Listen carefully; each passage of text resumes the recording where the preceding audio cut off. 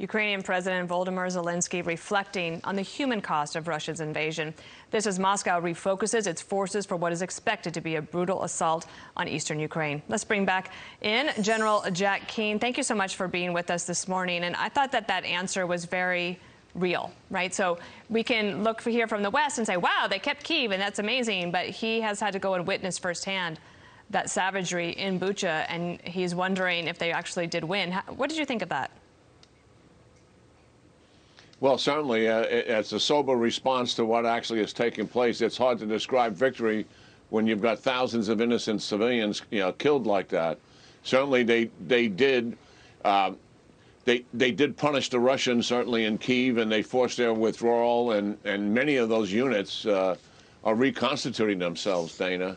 But I mean, it gets to a problem, I think, that the United States and NATO has to a certain degree, because we have Secretary Blinken and we have the National Security Advisor Sullivan talking about Russia already suffering a strategic failure.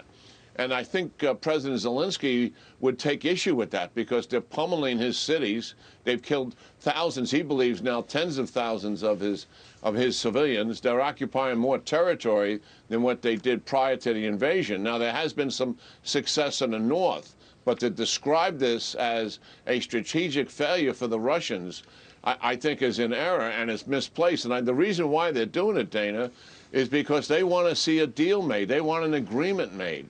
And I'm absolutely convinced that's where the United States leadership is, and most of NATO. Boris Yeltsin being the exception, and we saw that demonstrated over the weekend when he stood side by side with President Zelensky and talked about victory and defeating the Russians, which is what Zelensky was. He believes the way to stop the killing and the atrocities is to drive the Russians off his territory. And that is what his objective is, and I think we need to support that objective. He also said something very revealing in that interview over the weekend. This is President Zelensky when he said, your diplomacy, didn't specify a country, implied the United States and NATO, your diplomacy is destroying my country.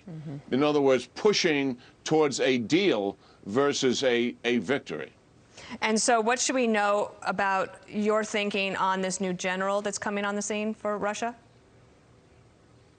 Well, he's been there for 6 years, which is an extraordinarily long time to be in command of the Southern Military District, which includes Crimea and the Donbass region. So when war began on February 24th, he was in charge of the war in the Donbass region and in the south, which is his responsibility. So what has taken place is not new to him. I think the Russians are making more out of this than what it needs to be, because what's really taking place here is the war going forward, at least in the upcoming weeks, are all going to be fought in his district.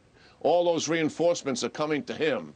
So it's logical that he'd be put in charge of the whole war, which has taken place largely in the very area he's been operating with anyway. Certainly he has this experience in Syria, where he was responsible for certainly genocides and atrocities.